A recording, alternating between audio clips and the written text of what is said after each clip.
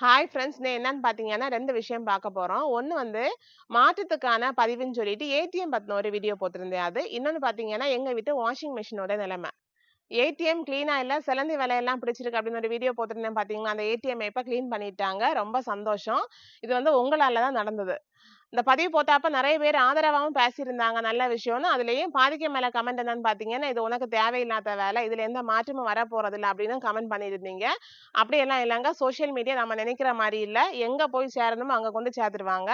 அங்க கொண்டு போய் சேர்த்த என்னுடைய ஃபாலோவர்ஸ் இத வந்து ஷேர் பண்ண எல்லாருக்குமே ரொம்ப தேங்க்ஸ். இந்த மாரி உங்க ஏரியாக்கள்ல வந்து ஏதாச்சும் தப்பு இருந்துச்சுன்னா, உண்மையா உங்களுடைய நியாயமான கோரிக்கைகள மீடியாக்கு கொண்டு வாங்க. கண்டிப்பா ஒரு மாற்றம் வரும். அடுத்ததா பார்த்தீங்கன்னா, எங்க வீட்டு வாஷிங் மெஷினோட நிலைமை இப்படிதான் இருக்கு. என்னன்னா வந்து 4 நாள் முன்னாடி போட்டாப்ப ஓடாம ஸ்ட்ரக் ஆயி நின்னுது. கழட்டி பார்த்தாச்சுன்னா, இந்த ட்ரம்முக்கு பின்னாடி ஸ்பைடர்ன்னு ஒரு சாதனம் இருக்கும். அது வந்து அவுட் ஆயிருக்கு. இந்த வாஷிங் மெஷின் பார்த்தீங்கன்னா, கிட்டத்தட்ட 10 வருஷம் ஆச்சு. இது வந்து நாங்க 2வது தடவ மாத்திட்டு இருக்கோம்.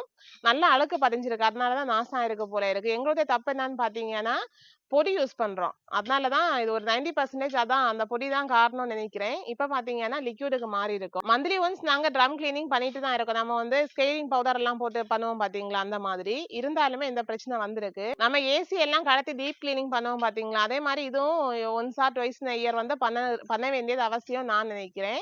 உங்க வீட்ல எல்லாம் வாஷிங் மெஷின் எவ்வளவு நாளா நல்லபடியா ஓடிட்டு இருக்குன்னு கீழ கமெண்ட் பண்ணுங்க.